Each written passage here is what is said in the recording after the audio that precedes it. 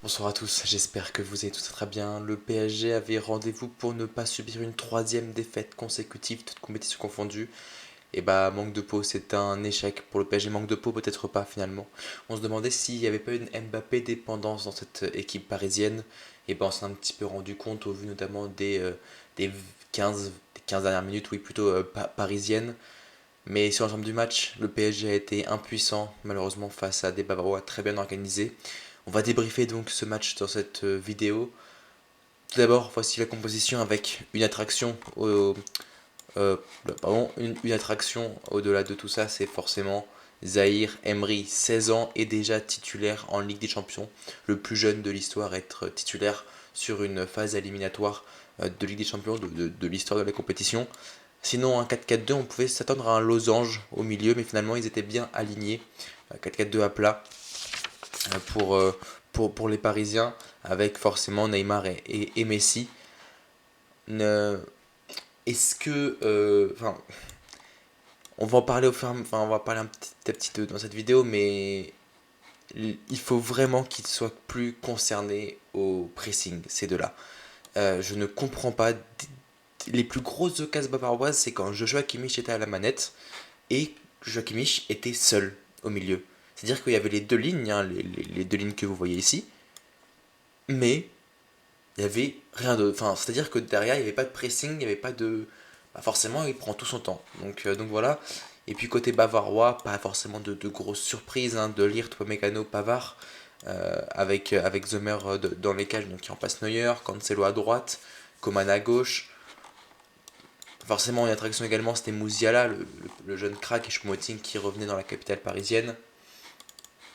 Euh, les Bavarois, forcément, et les Parisiens qui.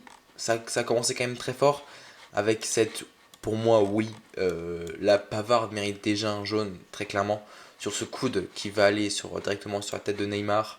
Puis c'est un nouveau jaune c'est un nouveau jaune, un premier jaune, pardon, pour Benjamin Pavard euh, euh, face à, face à, face à Neymar.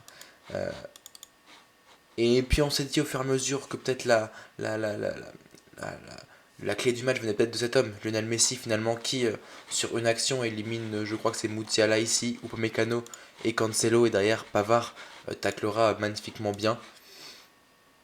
La première vraie occasion, elle est clairement bavaroise, et même pendant toute la première mi-temps, je crois qu'il y a 8 tirs à 1 avec si on compte le coup franc pour les Bavarois, qui sont très largement en, en domination, hein, on peut le dire. Cette domination, elle se concrétise par une grosse frappe de Joshua Kimmich, pardon, arrêté par Donnarumma presque sur sa ligne.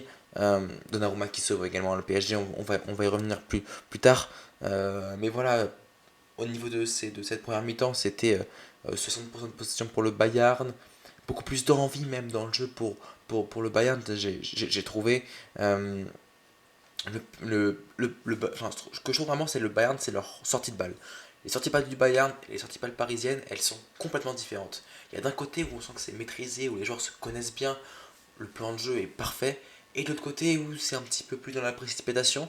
J'ai très rarement vu jouer j'ai le souvenir d'un ballon long pour Choupo-Moting, mais j'ai très rarement vu jouer le Bayern long, alors que Paris a plusieurs fois, même souvent en s'exposant énormément, pardon, à la perte de balle, a souvent relancé court, et ce qui a été très compliqué.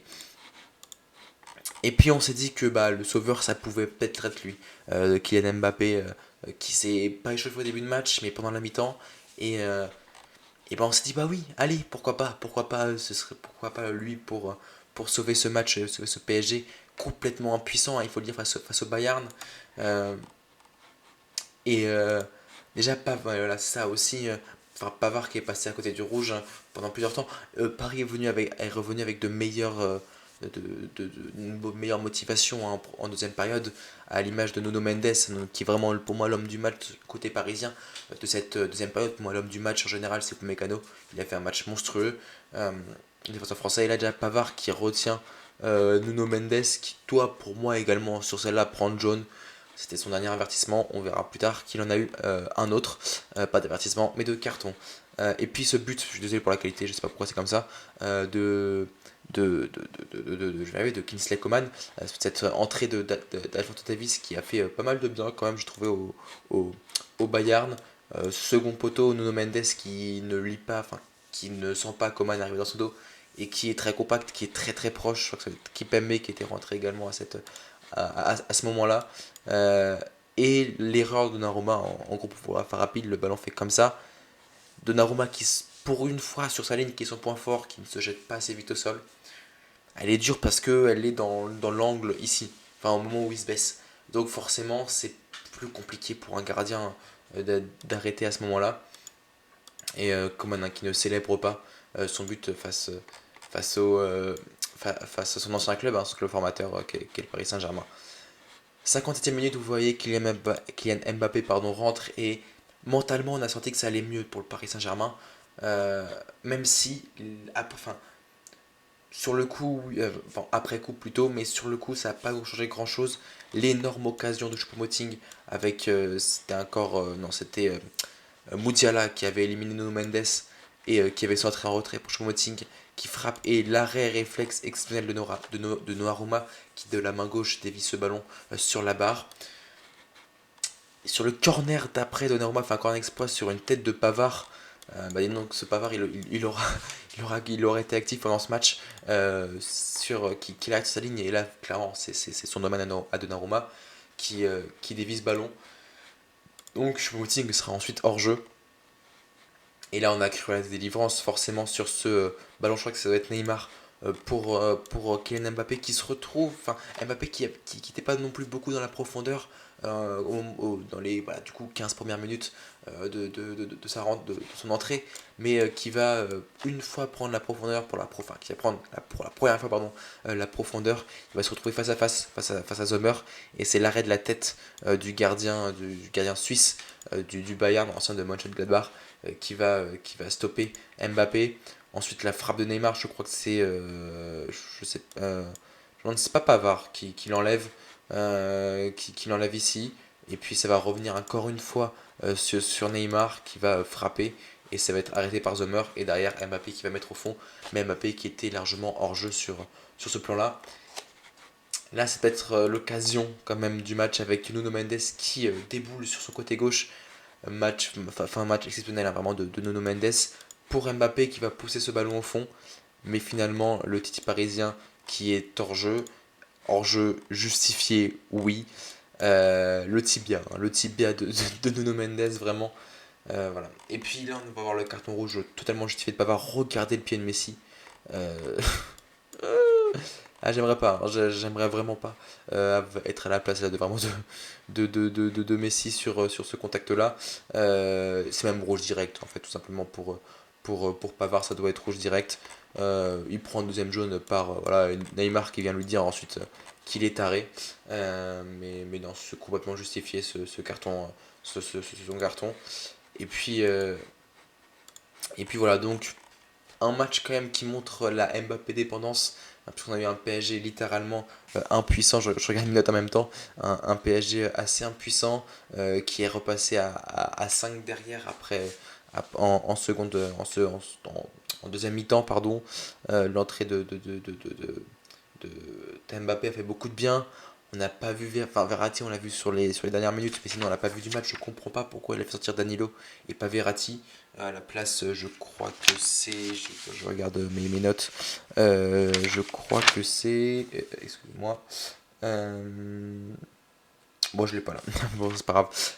Mais je comprends pas pourquoi il fait pas sortir. Je crois que c'est Vitinha, c'est ça. Vitinha. Je comprends pas pourquoi il fait pas sortir Verratti. Mais bon, voilà.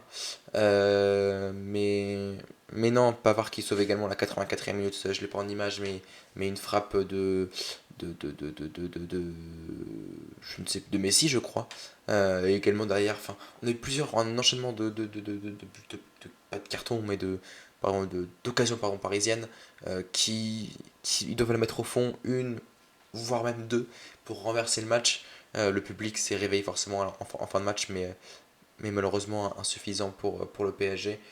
Le match retour, ça va être très différent parce qu'on va avoir Mbappé titulaire, et là, ça va probablement changer les choses. Donc voilà. Écoutez, c'était tout pour ce débrief. J'espère qu'il vous aura plu. N'hésitez pas à vous abonner à cette chaîne, euh, également à mes réseaux qui sont dans la description. Écoutez, rendez-vous match retour et nous on se donne rendez-vous demain. Je ne sais pas encore si je fais la Ligue des Champions ou si je fais l'Arsenal Manchester City, qui a l'air d'être également très alléchant. Je verrai, je ne sais pas, je vous dirai. De l'autre côté, sachez que Milan a gagné 1-0 contre Tottenham. Bon, en tout cas, la fin de ce que j'ai pu voir, parce que je me suis arrêté avant la fin du match, mais gagné en tout cas 1-0 face à Tottenham. Donc également du suspense dans cette autre partie. Grosse perf à venir probablement pour les Parisiens à l'Allianz Arena. Et puis hâte de voir ce match retour. Écoutez, on se redonne rendez-vous demain dans tous les cas. C'était tout. C'était Marc. Prenez soin de vous, pardon, et de vos proches. Ciao.